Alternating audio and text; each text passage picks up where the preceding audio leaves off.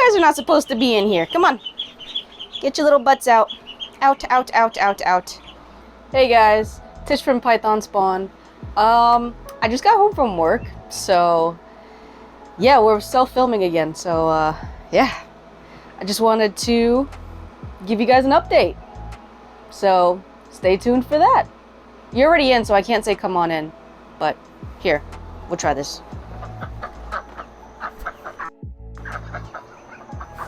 Come on in.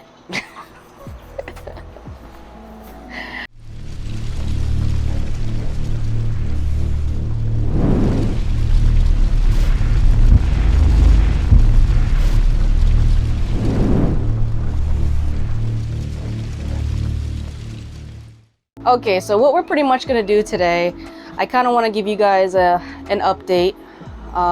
So let's see. I'm gonna turn the camera around. Yeah, that's my house. I'm gonna turn the camera around and we're gonna check things out. Have some new stuff going on. We're losing daylight, so it's gonna be a quick video. Yeah, those are the chickens. I was doing some cleaning. Yeah. Anybody know how that is? Truck is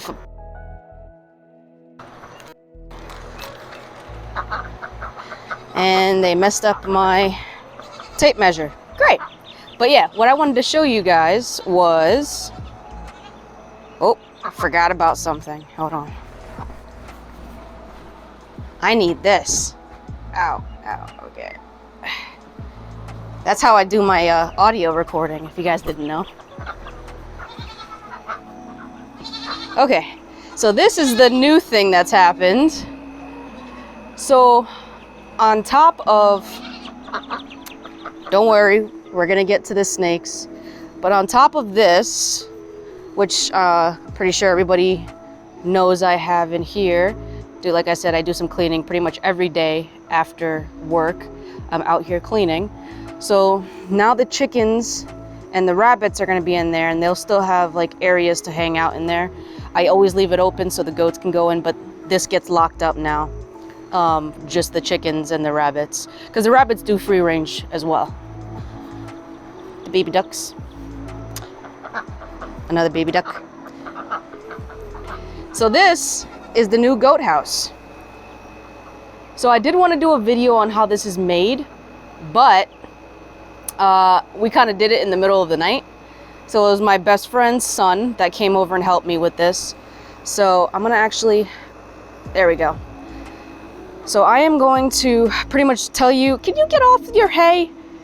So this is all, I know this is not like a homestead channel, but I love these animals too, and I am eventually gonna start incorporating all of the barnyard animals with the ball pythons as well, and the rest of the reptiles. So this is pretty much a simple makeshift shelter for the goats.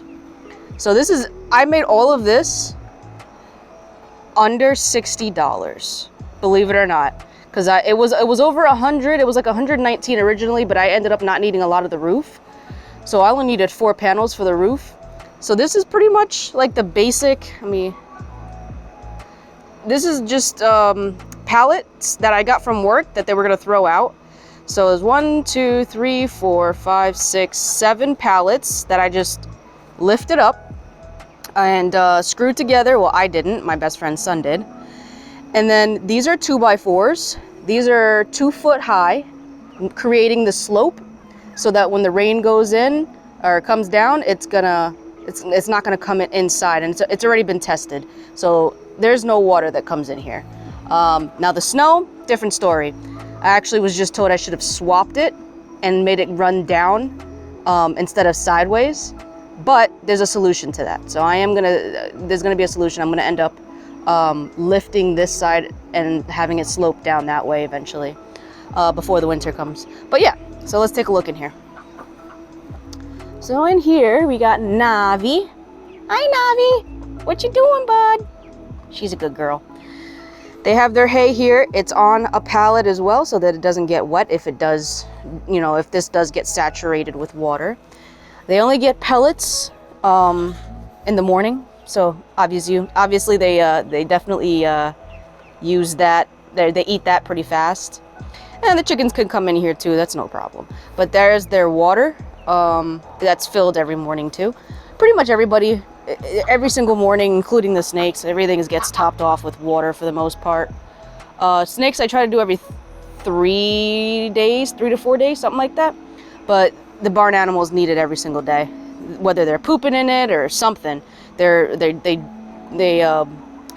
drop pellets in it or whatever the case. But that actually has stayed clean, surprisingly. So I'm kind of happy about that. Oh, look, they're laying down. And then this is gonna have stuff on top of it so that when the goats go over it or the chickens or anybody else that comes through here doesn't like trip on it. So I'm gonna have plywood on there. So there's a little bit of an update. Over here, these pallets are for the goats to kind of hang on, jump on, which is kind of cool. Same thing, I'm gonna end up putting plywood on top of this and that so that all the animals can go up and they can do whatever they want. That little area over there, that little doggy house, I usually lock up the babies in there at night so nobody can get to them. But now they've grown and now they just stay in there because when they were really teeny tiny, they used to get out of the holes, so they couldn't stay in there. But now they can because they're big. They're big babies now. And then what we're gonna do with this, because everybody wanted to know the update on the animals outside. So this is a feeding bucket. I am pretty much going to, actually I could show you. Ow, ow, relax guys, relax. Actually, I can show you over here before I bring it over.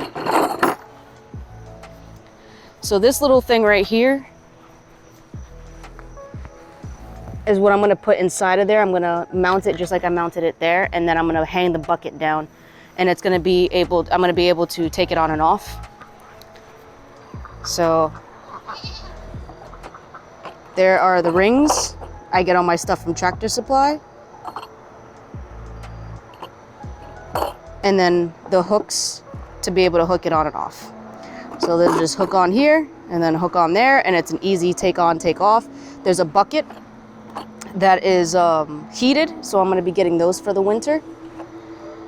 And it'll be cool. So I am gonna do that in the future. I can't mess with, the reason I can't do it now is because I can't mess with a drill right now. It hurts my wrist too much. So I cannot do any of the hand motions, and I just can't do it left-handed. I tried and it doesn't work. So that's pretty much what's gonna happen. And also the tarps. So the tarps are gonna be most likely just in the back, just in case. So I'm gonna staple them with the staples along that back wall, so that if the water does or the snow does go over it, it won't seep into the inside of here. But they primarily need to have everything open for the most part, because if, oh, she's pooping.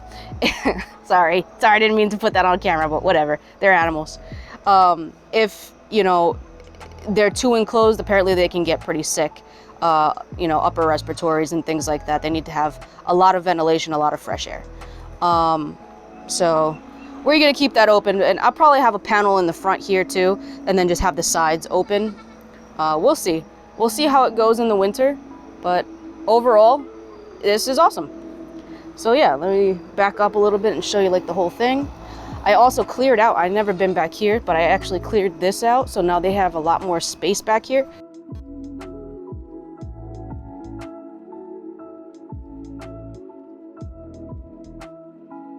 Yeah. Hello, chicken. So now we did the update on them. Let's do an update on the snake shed. Oh, let me grab this. I don't know who's in there, but they're not supposed to be in there. Let me grab my trusty mic. Look who dropped in here. You guys are not supposed to be in here. Come on. Get your little butts out. Out, out, out, out, out. Thank you. Appreciate you. All right. So, if you guys remember from last week, I had a mess in here. It was terrible. I couldn't do anything. The pain was a little bit too much for me. But this week I'm feeling a little bit better. It's definitely not 100%, but I'm out of the sling, so the very least. So what I did this week so far, I have to start cleaning again because I cleaned last week and it almost killed me, but I'm gonna clean. I'm going to Arlington next week. So before I go to any show, whether I'm vending at it or I'm going as a person just to go or to buy or whatever, just for the experience, like I am with Arlington, the NARBC in Texas. Before I do any of that, I actually do a full clean out. It's always a week's prep prior to doing any show, whether I'm vending it or not. So it's a lot of prep. And that means feeding the animals, cleaning the animals, making sure everybody has water, and especially the animals inside. I do want to do an update on some of the bearded dragons. I have like 7 left. They had really good ratios with hatch rate, which I want to dedicate a whole video to that, to my bearded dragons. They did have a good hatch rate, but unfortunately something else happened with the second clutch. So I'm gonna do some tips on what I did to stop the situation from reoccurring. But overall, all of these guys are doing fantastic. Those are still my grow outs. I am using the tags, as I said. So all my females, I don't know if I actually told you guys, but my year didn't go well. And I think that's because of a couple of reasons. One of the biggest reasons, I believe, was the big move. So when I transferred all of these animals to the ARS 5540 rack, I didn't consider the situation properly, and that was on me. I should have known that it was going to stress them out, because if you think about it, I'm sure the humidity is different, the temperature is different. Now that they're in the ARS racks, they were used to the PVC, and the PVC pretty much kept a lot of heat in, and a lot of humidity for the summer too. And I feel like once I switched over to the ARS, they need an adjustment period. So anybody that was close to ovulating or that ovulated, or didn't ovulate, that was close to ovulating or had less follicles, under 20 millimeter follicles, pretty much they all reabsorbed. So I only had 6 clutches this season, and unfortunately 2 of them, one of them was the Desert Ghost clutch that didn't make it, and I actually never posted those photos, and I will. I'm gonna post those photos of, I actually opened up the eggs at 60 days. I just wanted to give them extra time to cook, and unfortunately, even I knew that they were going bad. I knew that they weren't gonna make it, but I wanted to give them the chance anyway. And unfortunately, they were all pretty much boiled eggs by the time I got to them. There was nothing I could do. They were fertile because they had baby snakes in it, but not past the very first stages. They had to be like that tiny, and they're actually decent. They were pretty. It was pretty. In a scientific point, it was actually pretty cool to see. But it sucked that it had to be my Desert Ghost clutch.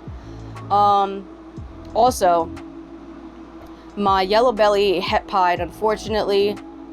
When I was at my last show, when I got hurt, and I kind of had to stay in bed, and I was just in so much pain that when I went to check on them, so I came back on Saturday night, and when I went to check on them on Monday morning, because I needed to sleep, I needed to rest, but I should have checked on them and I didn't. So she did lay her eggs, and unfortunately, she laid them out here, and she was back there. So she did not coil. She was a first-time mom. She had 5 perfect eggs, but by the time I got to them, they were deflated against, there was nothing I could do. I put them in the incubator right away, and just like the Desert Ghost clutch, I can immediately see that none of them are going to survive.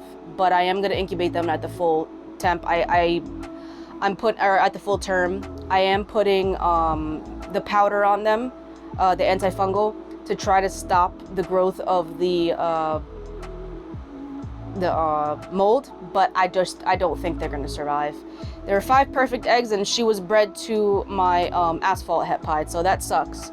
It was I wanted to prove them both out, and unfortunately, I missed the clutch. She didn't coil around them, and there was nothing I could do about it. There's just nothing I could do. All I can do is hope for the best. Maybe one will survive, maybe not. They all had perfect everything. They all had perfect veins, and the only thing was they were very, very deflated. I missed them by at least 2 days. Whether they had them on Saturday or Sunday, I'm not sure, but that was totally on me. So good and bad, guys. I'm not gonna lie to you guys. Everybody else ate. Everybody's eating aside from that yellow belly het pied and my banana pos het pied. She's gravid. I'm gonna show you her here in a second. She is gravid, but yeah, I'm waiting for her to go. So hopefully she has fertile eggs. She was bred to it was before I got my banana clown. So she was bred to a pied, and she was bred to a pied. Oh, where's her card? Oh, and she was bred to the banana pos het pied. So if he's the father, which I don't know if he is, I already sold him, but if he is the father, it's possible to have super bananas, and maybe if they both prove super banana pieds.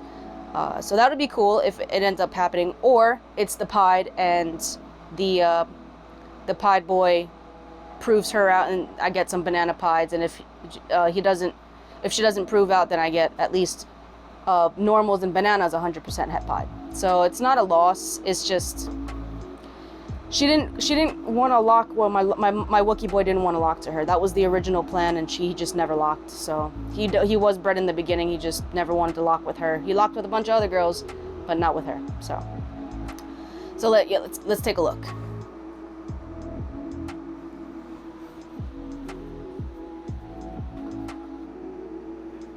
All right.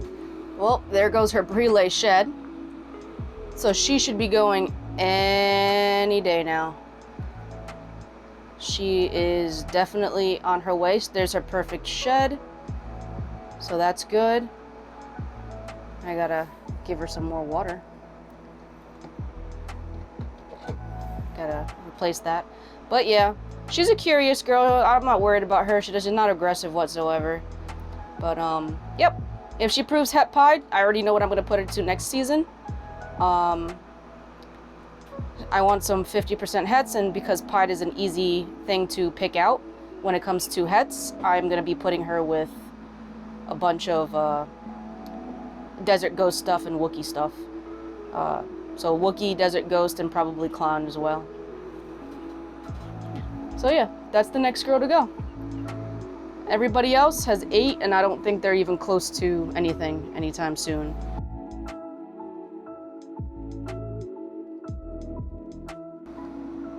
So here's my mahogany pied. Everybody needs topping off on water. Everybody remembers her. She's actually going into a shed. Here's her sister that looks like she wants to eat me. And she looks like she also got a bad shed. But we will soak her. Who's a good girl? You're a good girl. It's okay, don't bite me. You're a good girl. That's her sister. Who else do we have here? Yep, everybody needs topping off. She's growing, she's growing. She's not there yet, but she's going. I'll take the rats out the way. Who do we have here? Ah, yes, the Dark Realm. That is my GHI Black Pastel. She is possible Cypress and possible Lace. Let's see. Put the rats back. So yeah, a little bit of updates.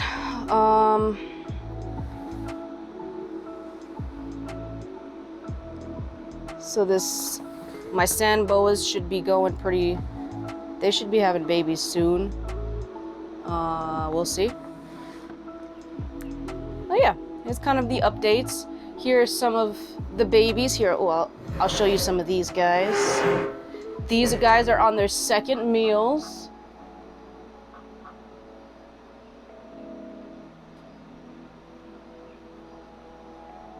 So, yeah. Let's see.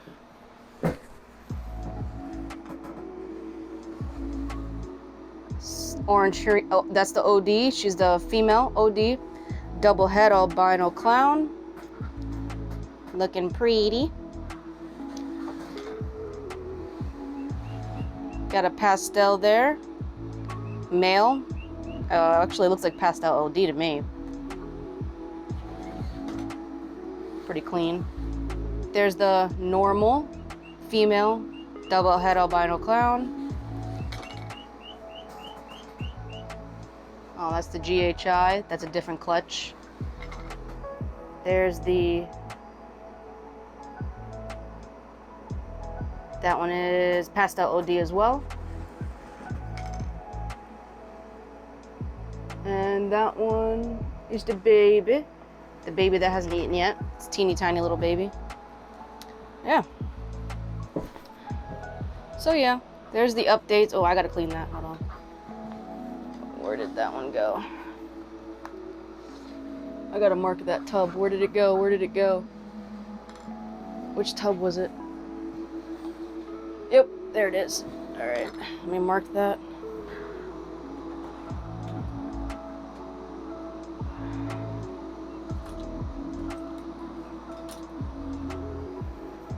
Ah, crap. Which one was it again? Oh, there it is. Okay. So I gotta clean that tub. There is an uneaten rat in there. So another thing I wanted to tell you guys. Oh, we're at 20 minutes. All right. Another thing that we'll get that in the next video. All right. Anyway, that's pretty much the update. So I appreciate you guys coming by. Don't forget to like, share, subscribe, comment below, hit the notification bell, maybe even the join button. And I'll see you guys next Thursday, but I'll probably do a video in Arlington. So that's gonna be kind of cool. I just realized that. Yeah, next Thursday video was gonna be in Arlington. So, all right, see you next week.